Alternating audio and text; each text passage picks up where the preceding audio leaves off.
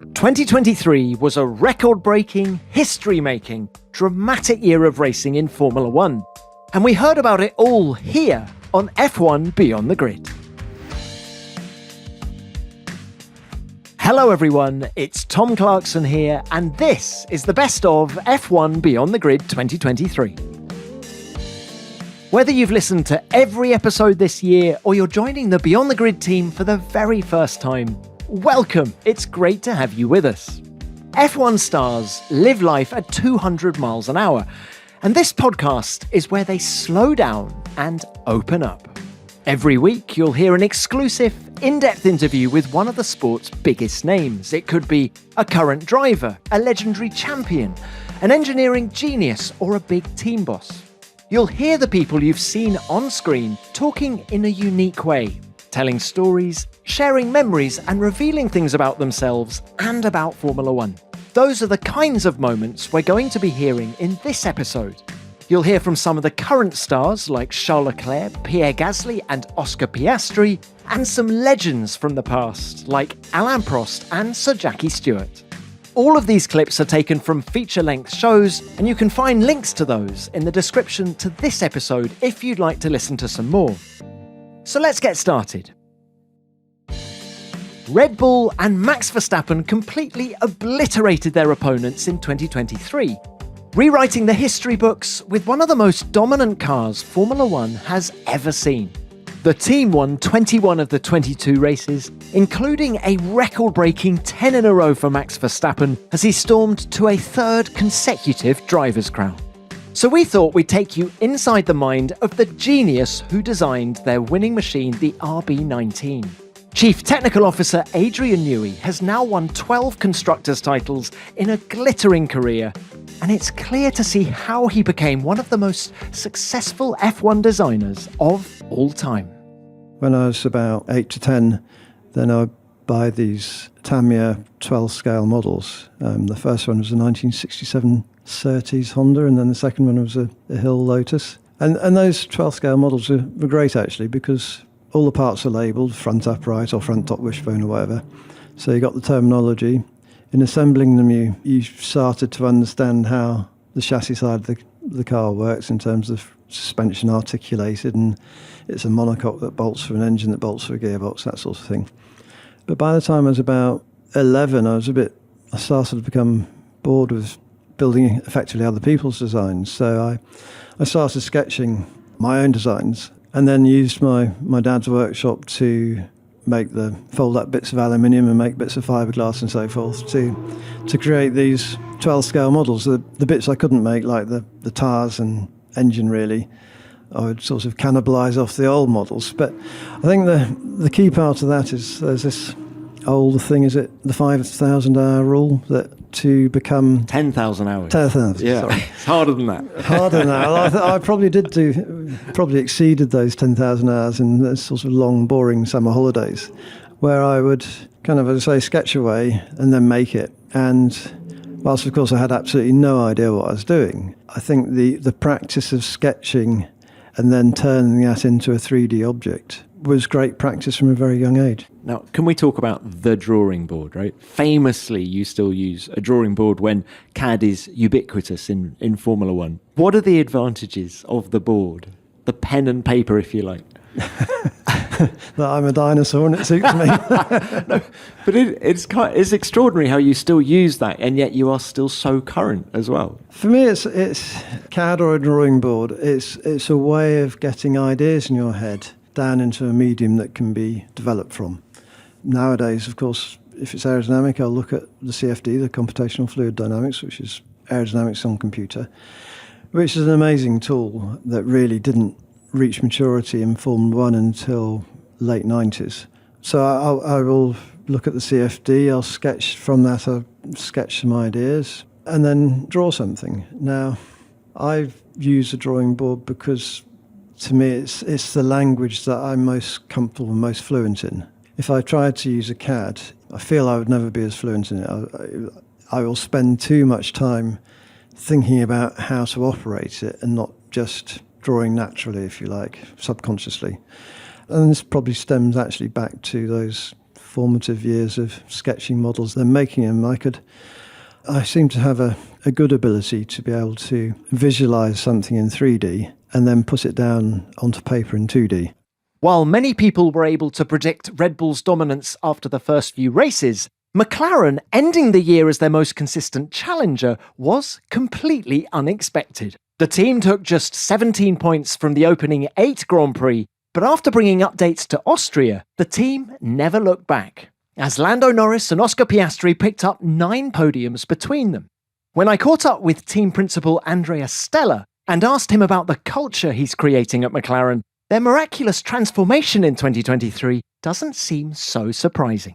I think if you want to be part of our journey, something we state very clearly at McLaren is you need to learn to be comfortable with being uncomfortable, because this journey is necessarily going to be uncomfortable.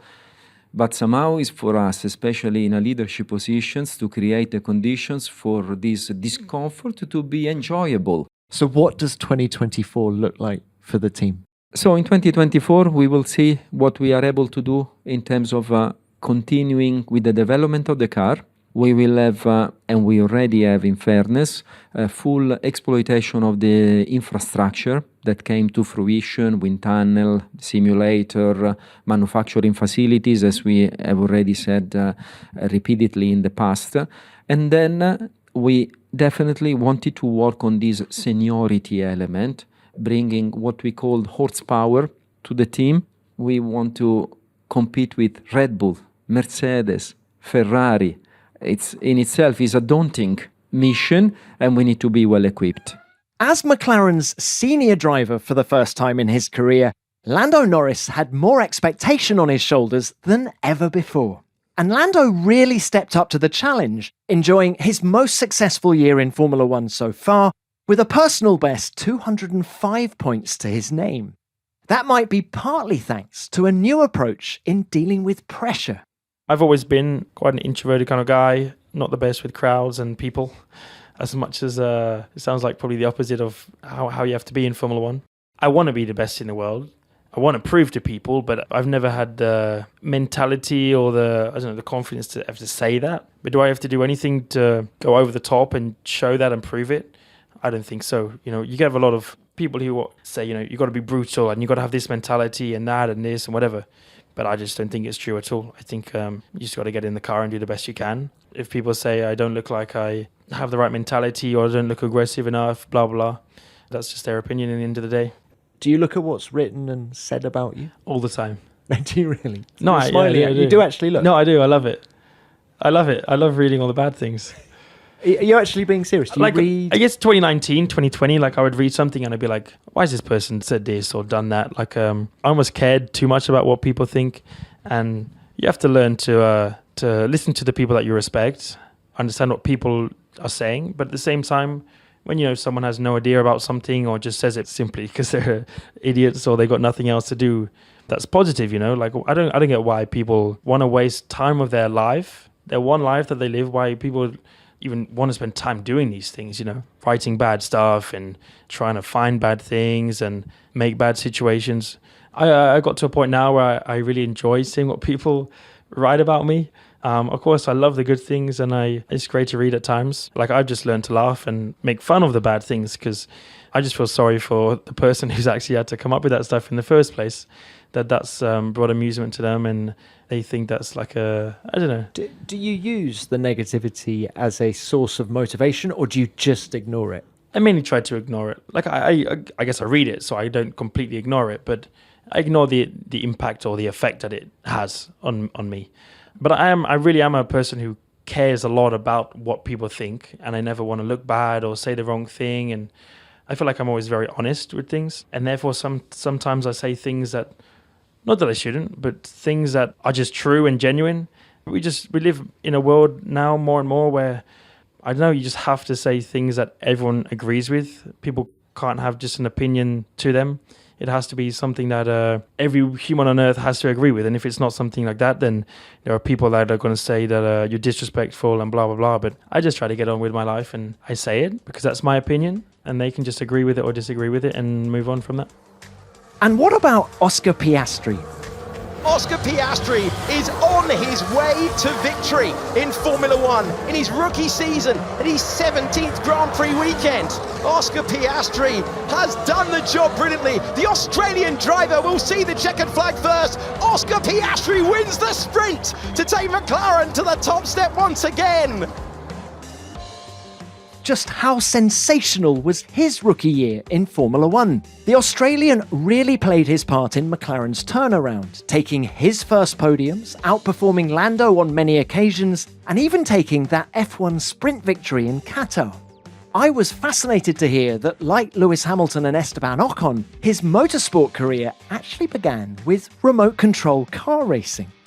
The cars that I raced initially were 1/8 scale, and then I went to 1/10 scale. Formula One cars or rally cars? No, so they look like touring cars in a way. I think they do have Formula One cars, but like the let's say the pinnacle of remote control car racing is like touring cars, and they're quick. You know, they go up to probably 110 kilometers an hour on the straight top speed, and the acceleration is insane. And of course, they only weigh 1.5 kilos or something, so it's, you know, they're pretty impressive pieces of kit. And you stand on like a driver's stand with your radio, and obviously you control it from that, and it gets pretty intense. And you, aged 9, are beating adults, right? Yeah, so there's no age brackets or limits or boundaries or stuff. So I was often competing against people in their 20s, 30s. I won the national championships, I think, when I was 9. I think the next youngest guy was 18. So that was nice. But yeah, like Did that involve like traveling all over Australia? When it got more serious, yes. Like a similar story to how I was in karting, really. You know, started out in sort of club level remote control racing, and then did a couple of races like in New South Wales, in Sydney.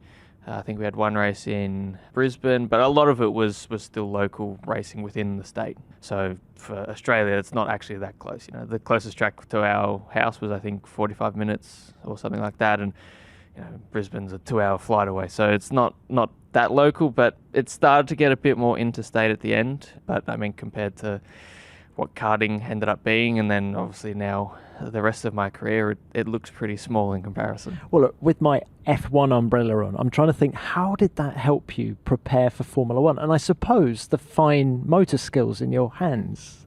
A little bit, yes. I think like almost the technical side of things helped at the start, because honestly, there's probably more things you can change on a remote control car than there are on most race cars.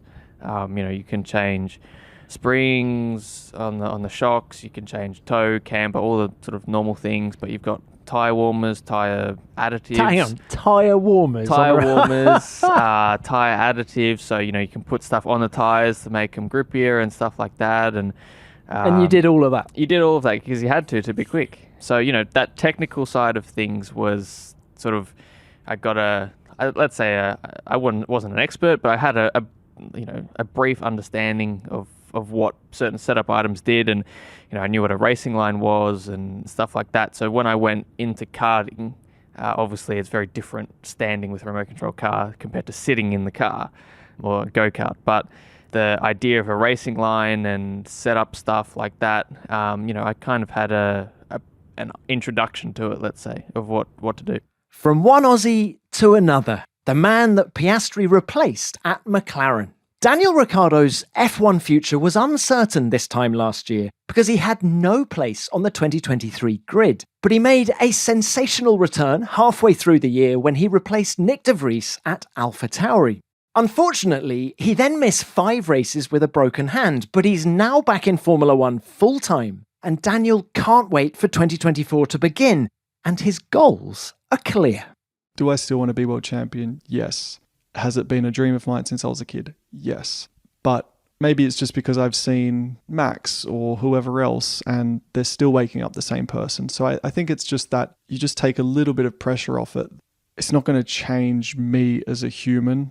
I know my mum and dad are going to look at me the same way, whether I'm a world champion or whether I'm not. So I still want it, and I still deep down believe I can do it, but it's really not going to change the course of my life. What's the end game here, Dio? Is it the Red Bull Racing seat for 25? I'm not even going to put a day or date on it or year, whatever. It's just, that's really the dream, honestly, to end my career as a Red Bull driver would be perfect. And I say end, not that I'm looking at the end, but if I got back there, then I'd certainly make sure I finish there. One man who could benefit from Ricciardo returning to Red Bull one day is Liam Lawson, who took the Honey Badger's AlphaTauri seat while he was out injured. And talk about first impressions. Lawson finished ahead of teammate Yuki Tsunoda in 4 of their 5 races together, and he picked up his first ever F1 points with P9 in Singapore. Liam demonstrated that he belongs on the grid, but it wasn't all plain sailing on his debut. Because I haven't driven that much in Formula 1, I'd never used Drinks Tube before. The first time I tried to use it was Zandvoort, and I had an absolute nightmare. What, sprayed all over your face? Basically, when I went to use the tube, I tried to grab it with my mouth, and I flicked it up, and it got stuck in my nose. So we're like 5 laps in to the race, I think. Your and I've first tried to, Grand Prix. First Grand Prix. Remind the listeners. There's so much going on, right? I'm like learning this car on slick tires. I'd never driven all weekend on slicks. It was the start of a Grand Prix, so there's obviously a lot going on. And I thought, I wasn't even thirsty. I didn't even know why I did it because it was 5 laps in. So I'm like, I'm just going to give the drink tube a go. And obviously it gets stuck in my nose and I can't get it out. So 3 laps go by, 4 laps go by, and I'm stressing now because I'm thinking, am I going to have to do the whole race with this drink tube stuck in my nose? Thankfully, a safety car came out quite early on. We had a safety car and I could reach up and basically grab it. And I didn't touch it for the rest of the race. Liam also told me that he ends 2023 feeling a bit unfulfilled because he hasn't quite achieved his dream of a full-time seat in Formula 1. But hopefully it's only a matter of time before that happens, and he'll have plenty more opportunities to get that drinks tube stuck up his nose. Pierre Gasly can certainly empathise with the patience that's required as a Red Bull Junior driver, and the Frenchman returned to F1 Beyond the Grid for the first time in 5 years in 2023, and we had a lot to catch up on.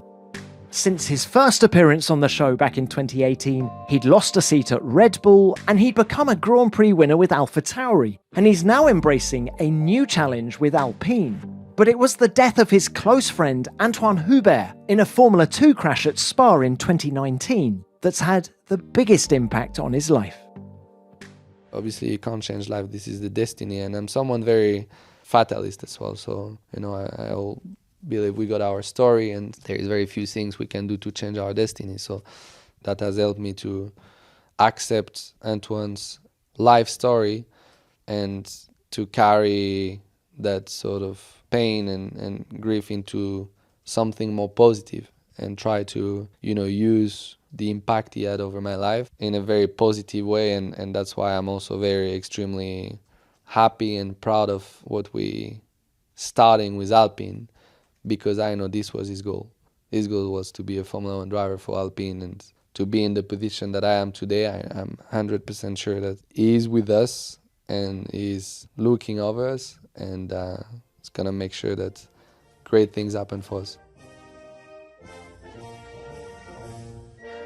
And for Pierre Gasly, a week after that emotional return to Spa, 12 months following on from the tragic death of Antoine Hubert, now has the ultimate high in Formula 1 to raise the winner's trophy aloft, the top step of the podium at Monza. And Pierre, there is that lovely moment when you're sat on the podium in Monza after your win. Sainz and Stroll have long since left, and you're sat there looking very pensive. Have I heard you say that you were thinking of Antoine in that moment? I had millions of thoughts in my mind, so it was very tricky to process everything that was going up there. And obviously Antoine was part of it and part of the people that I thought straight away as I crossed the line. But it's a moment which you dream of million times as a kid. You fall asleep thinking and dreaming, okay, I want to be a Formula 1 driver, I want to win in Formula 1, I want to experience what it's like to be on top of the podium after winning a race. And this whole celebration is going so fast. And as I said, after Spa, it was important for me to just learn how to enjoy and take the time to live the maximum out of the present moment. As they walked out of the podium, I was thinking, this moment is my moment.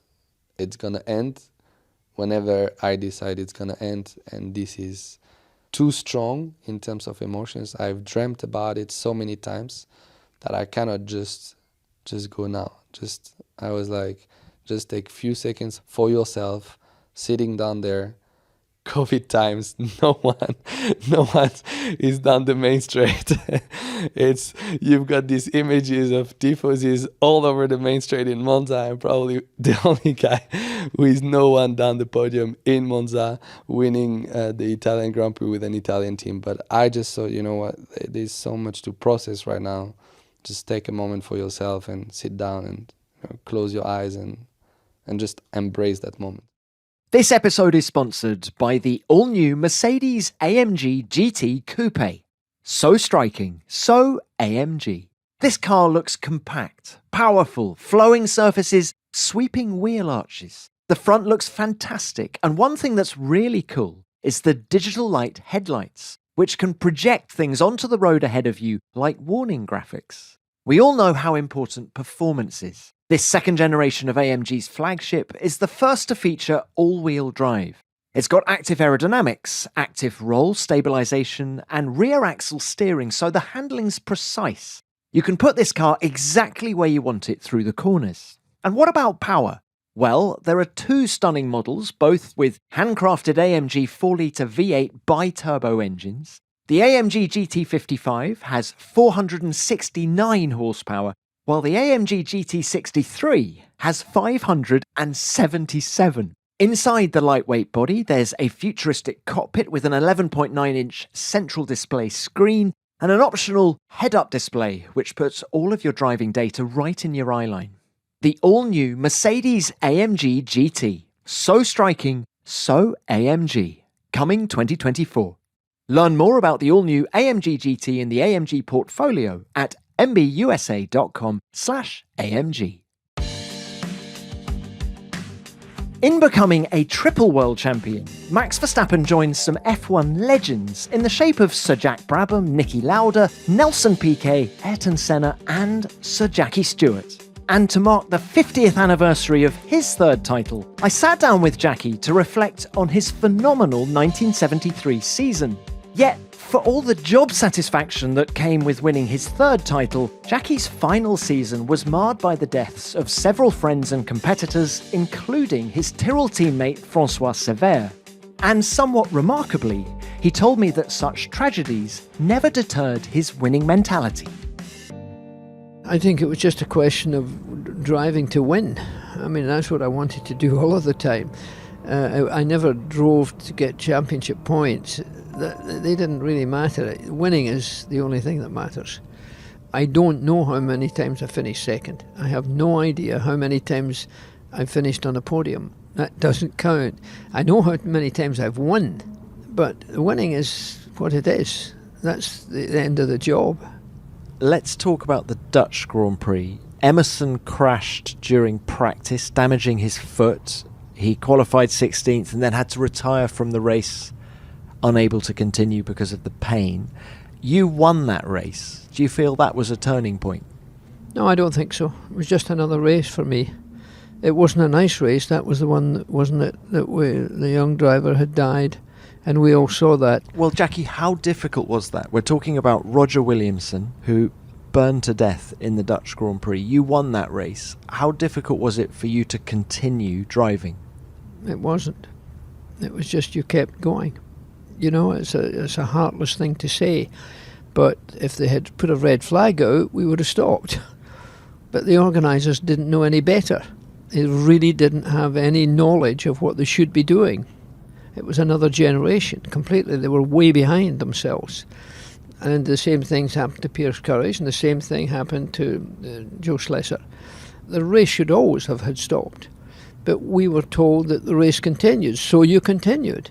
You just, for some reason, you blocked that off. I was totally unaffected by that accident, or those accidents. You could say that's a terrible thing, being overly unfair to the families and so forth, and it's true. But The wives were at the other end, so Helen was looking after Pierre's wife and having to go and take their clothing from the hotel so that she didn't have to go back to the same room. The girls went through hell on that. But the racing driver, for whatever reason, and I think if anybody was here talking about it right now, they would say the same as me. You just kept on driving. So were you surprised when you heard after the race that David Purley had stopped and tried to put out the flames on Roger's car? We saw him waving us down. We saw him getting into the centre of the track sometimes and trying to wave us down. But the officials weren't telling us that. So we continued. I love speaking to the legends of F1's history on this podcast. Jackie is one of the greatest drivers ever to steer a Formula One car, and so is Alain Prost, who this season celebrated 30 years since winning his fourth and final world title. In 1993, Alain was racing for Williams, who at the time were producing the best cars on the grid. But Prost found the FW15 surprisingly difficult to drive, and he found the new age of computer-aided setup unusual. He was also racing against his long-term foe, Ayrton Senna, and halfway through the year, he learned that Williams had signed Senna for the following year, something that Prost was very unhappy about. So while 1993 might have been a victorious year for Prost, it wasn't always a happy one. The whole season was really difficult, because I don't want to go through all the episode about the season, but I never felt good. Obviously, when you win a race with Williams at the time, it's normal. When you lose a race, you're stupid, and it's not exactly what a racing driver is aiming for. You need to have a sort of objective situation, and that was not a very nice season. And when we started to have the problem of when Frank came to me and said that I have a pressure from Renault because they want me to take Ayrton, I know that we have a contract, and I said shit, that's not the best way, to I had a 2-year contract, and I know I was very supported by Patrick and Adrian, but we were not in the sportive side, and I said, I want to fight against Ayrton, no problem, on the track, no problem, but not as a teammate, so I cannot accept that. That is why the old 93 season at the end was not my best on the human side. Let's talk about the competitive side first of all, because it seems to me 1993 was the first time in your career in which you'd gone into the season expected to dominate. How did that feel, and how did it change your approach? It changed because of the perception of the people outside. Because for you, when you're a racing driver, obviously ask Max today, because he has a dominating car. He's not going to change anything. He's going to try to win all the races he can and win the championship. And for me, it was the same. It was a new technology. It was a new car, a new way of setting up the car, or even working with the engineers, which was not my best, my favorite car in terms of, I used to do more or less everything by myself, working with the engineers, and with the active car, it was more done by the engineers working on the computer, working on suspension. So that is maybe the biggest problem. What Alain said about the pressure of expectation when you're driving the fastest car is very interesting. It's certainly something that Max Verstappen had to deal with in 2023. Will he have to contend with it again in 2024?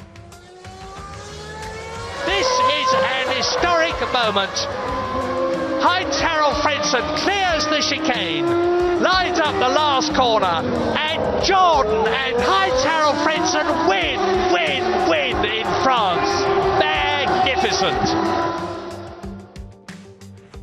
Germany's Heinz-Harald Frentzen was a cult hero for many F1 fans in the 1990s. He was funny, he was irreverent, and he was very fast. The 3-time Grand Prix winner came close to winning the world title with Jordan in 1999. And he has many fascinating stories from his 10 seasons in F1, including how he, Karl Wendlinger and Michael Schumacher got along when they were members of the Mercedes Young Driver program.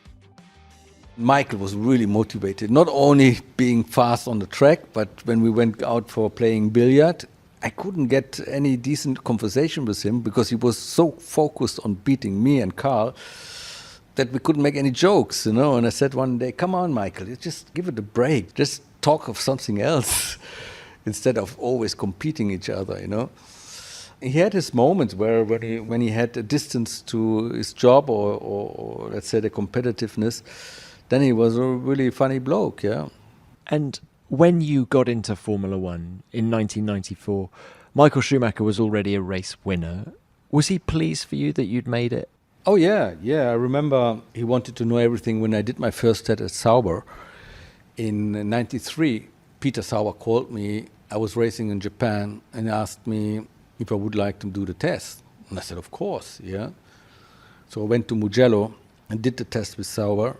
And Michael was, I found out later, the guy said, he was ringing all the time, calling Peter or calling a journalist. What is he doing? What's that? And this and that. He really was interested to know what's happening, because I think he was very happy that finally I did make it as well, yeah. And are you surprised, knowing Michael how you did when he was younger, are you surprised at the amount of success he went on to have? I mean, after he did, he was surprising everybody when he went to Jordan in Spa. No, he did such a cool impact, yeah, in Formula One. And shortly after at Benetton, when he was then immediately finishing on the podium, it was giving all of us, Carl and me, a big push to know, listen, if he can do that, so can I. Yeah, more or less, yeah. It was really a big difference. And I think the biggest help Michael did for all of us, at the end helped me and Carl as well, is that Flavio Briatore giving him a chance in Formula One at those days, experienced drivers was more valuable than young drivers. It was so difficult. Look at the age, the guys in the 90s, in the 80s and the 90s, they were mostly experienced guys. The team bosses at those days, they didn't like to have young drivers that crash the car because it was very expensive and it was the habit to have experienced driver. So putting a young driver in the Formula One team was really like a big risk for the teams. And Michael opened the door for all the young drivers. Opened the door for me at the end because Peter Sauber obviously he saw what Michael did and I did and Karl Wendlinger did in Mercedes, Sauber Mercedes times. That's why also Peter then said, if Michael is doing such a good job, I have to call Frentzen. Heinz-Harald's race engineer at Jordan was Sam Michael, who later became technical director at Williams and then sporting director at McLaren.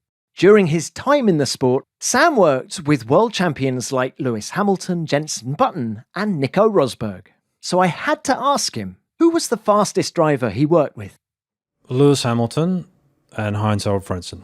Everyone's heard of Lewis, not as many people had heard of Frentzen, but if you're talking about pure natural driving talent, Lewis and Heinz for sure. Just the things that you saw them do in tricky circumstances, extract value and lap time out of cars that they had no business doing, and compared to their teammates, and just everything stacked up. Let's talk about Heinz then. If he had this speed that you're talking about, why didn't he achieve more in his Formula One career? There's a lot of things that make up a driver and their package. It's not only their natural driving ability, it's their ability to communicate with people and work inside a team, the ability to manage your emotions and understand when it's a good time to be emotional and when it's not. There's also, as I said, the teamwork, working with mechanics and engineers around you and extracting the most from them. And all those things stack up to make a total driver. And although I never worked with them, you'd have to look at someone like Michael, because he was on the opposite side of the fence. He was pretty much ticking all the boxes in that regard. In their early years, it was Michael and Heinz and Wendlinger who were the sort of three main superstars out of the Mercedes sports car program. But obviously one of them went on to become a 7-time world champion. And the fact that Heinz didn't achieve that, there's lots of other factors that add up to that result, if you like. Both Heinz-Harald Frentzen and Sam Michael know what it's like to win with Williams, a feeling that the team hasn't experienced since the Spanish Grand Prix in 2012. But having finished last in the Constructors' standings in 4 of the previous 5 years, Williams' new team principal James Vowles has overseen a steady improvement in 2023 as they secured 7th place. I spoke to James after Alex Albon had secured a mighty P7 in Canada, which turned out to be his and the team's joint best finish of the season. There's no ego. He's a funny chap. But I called him yesterday to explain to him that was a driver of champions. And I've worked with a good number of them, and it really was. He didn't put a foot wrong at the point where he's under pressure from 4 incredibly fast-charging cars behind on tyres that were much better state than his. And actually, some of the work he was doing on repositioning his car on exit of 10 and a few other corners was very clever. And he recognises that. He knows that. He's obviously not someone that's going to go and boast about it to the world. But for me, that was a driver of champions that he did. Where he sits is this. He's definitely bringing the car to the limit of its performance, which is what you're looking for out of a driver. I think he's very underrated, and I'm incredibly happy that he's here within our organisation today and here for a long time.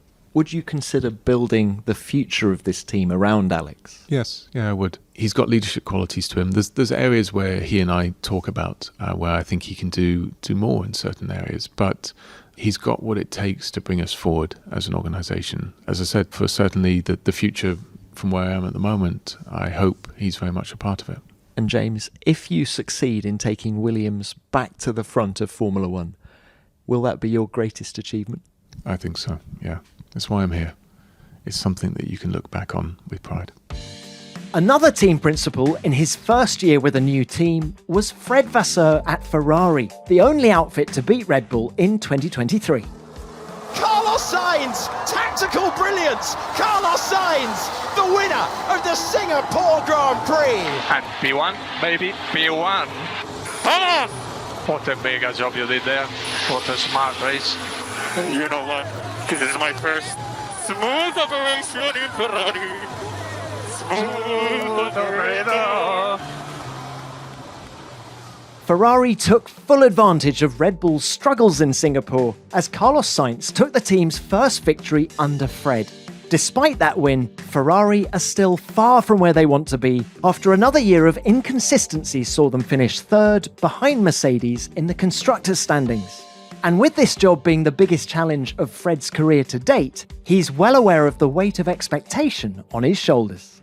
We have enough pressure, and I don't need someone else to put pressure on myself. That I'm quite exigent with myself and what I want to do, what I want to achieve, and I'm putting enough pressure on me that I don't need to have someone else or something else. And I think the pressure of the history and the past, you can feel it each time that you are doing something in Maranello, and that all the emotion around, all the passion around, all the you go to the restaurant, everybody is jumping on you, that you can feel that it's the main topic, and that. But I think we have enough pressure and to avoid to think too much about this. The different cultures, you've worked for a team based in England at Renault, you've obviously been in Switzerland with Alfa Romeo, just how and where is Ferrari different?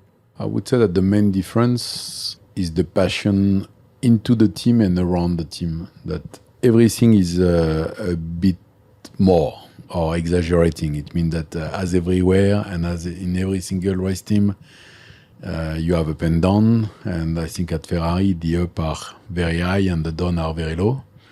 And my job is to calm down the exaggeration, to try to stay a bit more consistent and in the approach. And I think it's probably the biggest difference between the teams, that when you join Ferrari, it's a bit different. Everybody is much more emotional. The press is much more emotional. The team members are more emotional.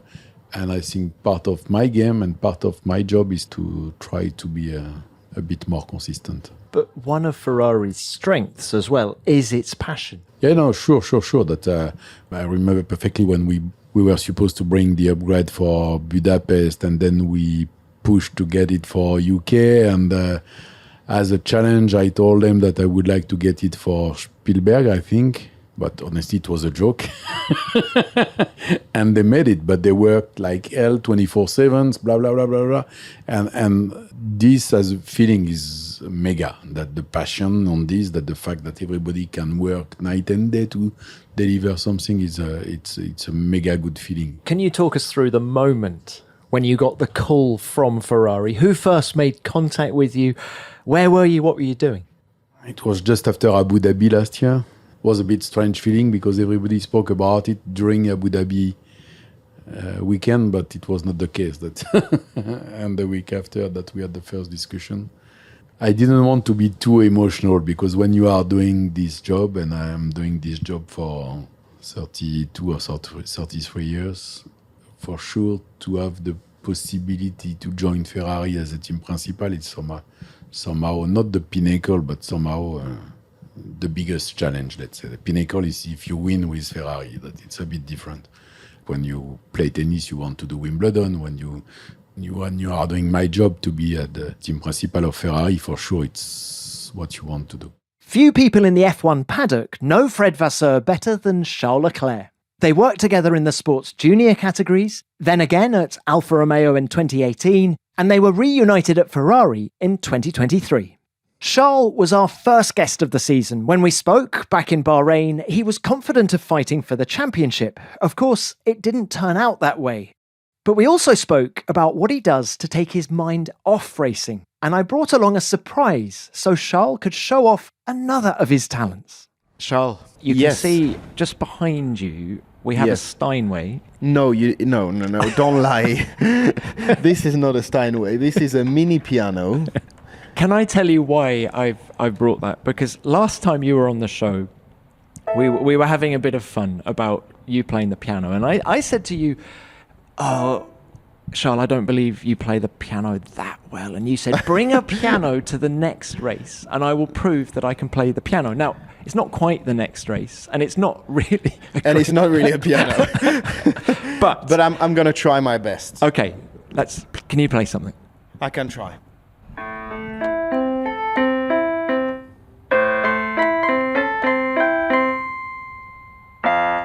Oh, the piano is too short for this. Let me try. What are you trying to play? Well, the one I normally play, I can just improvise with what I have here.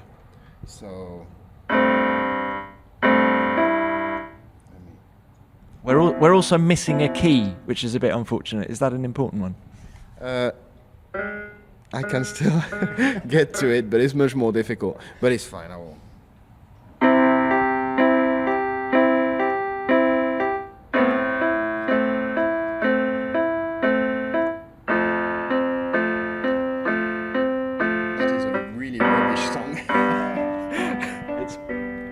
Charles, it's beautiful. Thank you very much for being nice to me. So next year, you want a Steinway, you want a grand piano. I want a real piano, and I will play. No, look, being serious, I know. I am being serious. No, but for people who obviously can't see you playing, you looked very comfortable with it. You clearly do play, so I need to eat my words from last time. Can I just ask you about the piano? What does it do for you? Why do you play music? I love it because it helps me not thinking about anything else than what I do at that moment, which is play piano, play music. It helps me to disconnect from everything else. And especially in a season where things get sometimes tough, but even if they don't get tough, even if they are very happy and everything is going well on track, I think it's great disconnecting from racing sometimes. And piano is the best way that I found for me to think about something else and relax myself. I think I'll bring a guitar next time. After a disappointing 2023, I wonder how much of the winter Charles will spend on the piano, taking his mind off racing. With every season that Ferrari don't win, the pressure on the red team gets that little bit higher. Giancarlo Fisichella also knows exactly what it means to represent Ferrari.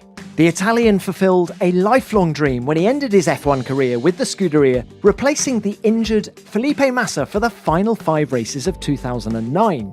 But before making his debut in Ferrari's home race at Monza, Fisichella took a sensational pole position with Force India at the previous Grand Prix in Belgium.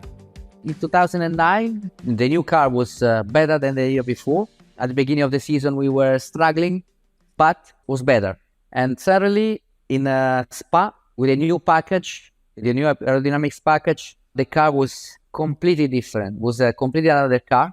And straight away, Saturday morning, when I put it on, I was so quick. I said, hey guys, we can score points tomorrow. We can maybe get in top 10 for the qualifying session. Top got pole position. Pole position for the Belgian Grand Prix, mate. Pole position. Pole position, mate.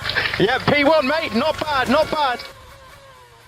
Nobody expects to be on pole. And most of the people, if you remember, in that time there was the Q3. You need to put the fuel for the first part of the race. And most of the people, they were thinking Fisichella will do 1 or 2 laps and then we will be at the box to refuel his car. It was not like that. I did the same amount of lap of the others. We were extremely quick.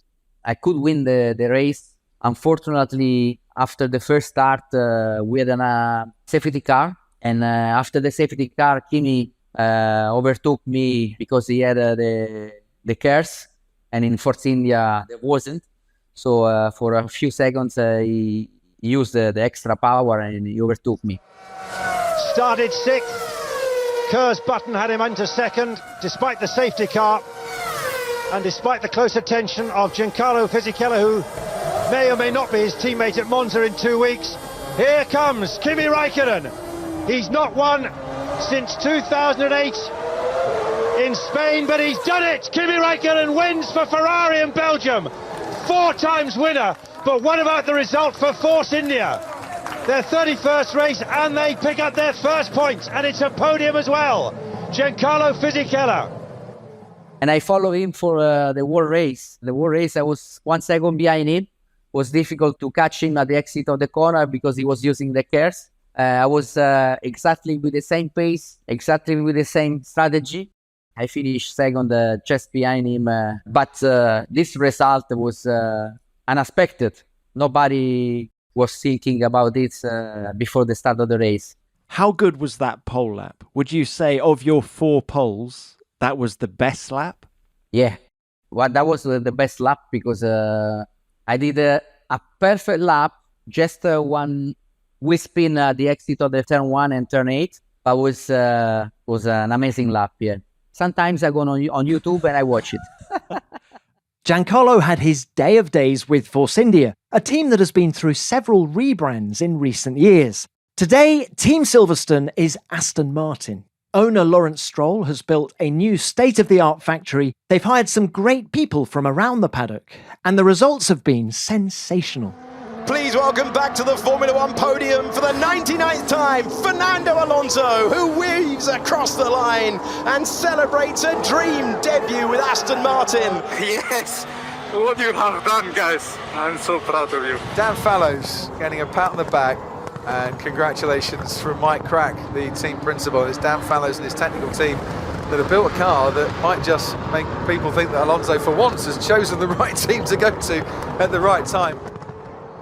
With Fernando Alonso as the team's lead driver, Aston have enjoyed their most successful year ever, with 280 points and 8 podiums.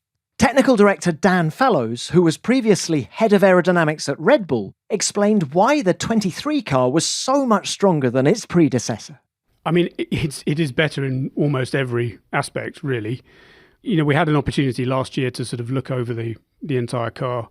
I actually don't think AMR22 was a bad car in any respects, particularly once we developed it during the year. But there were several things that were not in the way that the team would have liked, you know, because for various reasons there were 2 aerodynamic concepts, which meant that a lot of the kind of internal packaging, a lot of the engineering design that would have gone into a car normally had to be sort of curtailed to some extent.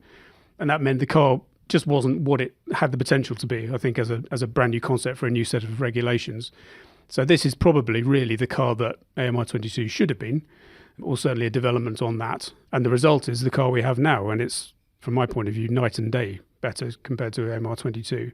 What did you expect when you came here? Because you've been in senior positions at Red Bull for, more than 15 years. This team has a reputation for being thrifty, for being small. I mean, what were your expectations? I knew it would be smaller, but actually now, because of there's a fairly sort of aggressive growth strategy for this team, a lot of which had happened before I got here. So there are a lot of people in place compared to what I'm used to as well. So that wasn't necessarily true, but I did expect it to be smaller, I think. But also, I think inevitably maybe it's a slight arrogance about coming from a team that is at the the front of the grid, that you sort of imagine that people do things not in a correct way, or they're slightly behind, or some of the technology is slightly behind. And there are definitely things that we can still do better, but what I was really surprised about is the talent, the overall level of, and just the level that people are operating at. It is no different from a top team. So the ingredients of what makes a team, well, it's a mystery. Who knows what makes a team win races and championships? But I think, if one of those ingredients is a lot of passionate, talented people who are working hard, well, this team absolutely has it. That's something I should have expected, because I think their past performance has shown that they can compete at, at quite an extraordinary level, really, given their budgetary situation. But I think that was a shock, to be honest. A really, really pleasant surprise, as you can imagine. How would you describe the Alonso factor? What's he got? What's that guy got? As right from day one, he's just come in like a sort of, like a Tasmanian devil, and and we've all just sort of kind of reacted to it. It's a great boost for us as a team. Last year was a very difficult year, and all of these things that have helped to lift the team, to bring that sort of new energy, and he's a big part of that. While Aston Martin made a big leap forwards in 2023, you can't really say the same of Mercedes. Even though they finished second in the Constructors' Championship, just ahead of Ferrari. They want to be world champions, yet, for the first time since 2011, Mercedes ended the year winless. George Russell was unable to reach the levels he'd attained during his first season with Merc, and was beaten by teammate Lewis Hamilton in the drivers' standings. But George has had a lot of bad luck this year. And remember when he was fighting for a dramatic win in Singapore, only to end up in the barriers on the final lap. But he did finish the year with a podium in Abu Dhabi, and he seems to be in a strong place mentally. Probably enjoying life a bit more. I listened to a podcast from Fernando where he said that if he could change one thing in his career, he wished he enjoyed the moment more often when he was younger.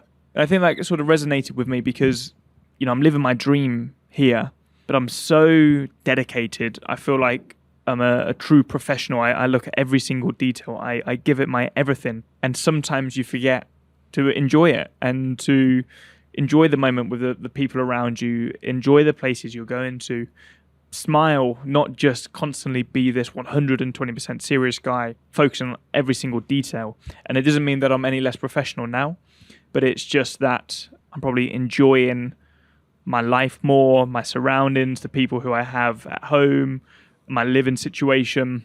I'm just in a much happier place. I'm learning new things that I've never would have dreamt of doing before. So yeah, just all in all in a good place.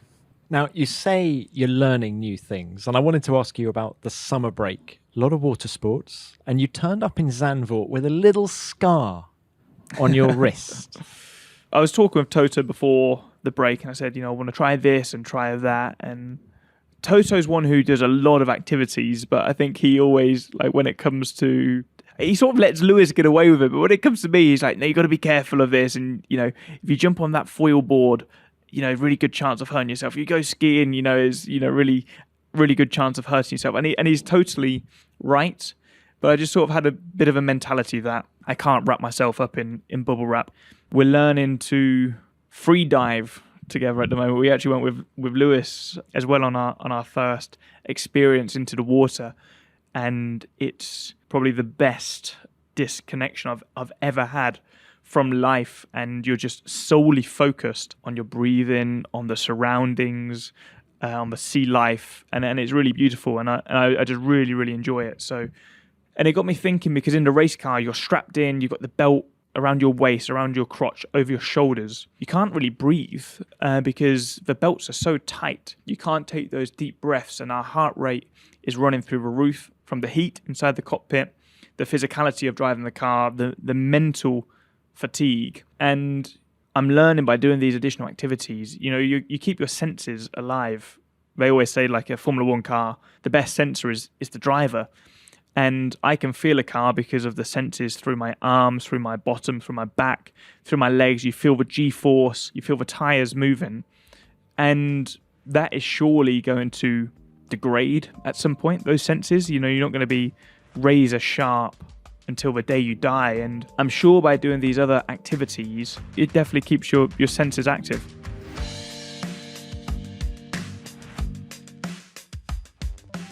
We'll leave it there for our Best of 2023 show, although the title's a little bit misleading because I've loved speaking to all of my guests this year, all 40 of them. If there are any episodes you missed, or if you'd like to see who else I've spoken to over the last 6 seasons of the show, why not delve into our archive over the winter months? I'd also love to hear from you. Tell me who your favourite guest of 2023 has been, and who you'd like to hear from in 2024. All suggestions are welcome. I'm at Tom Clarkson F1 on X, or you can use the hashtag F1 Beyond the Grid. And if you've enjoyed the show this year, please leave us a rating and a review on your podcast app. We love reading them. Thank you for listening this year. We've loved your company. Merry Christmas, happy holidays, and a happy new year. I'll be back with more great guests from the world of Formula One in February. Until then, keep it flat out.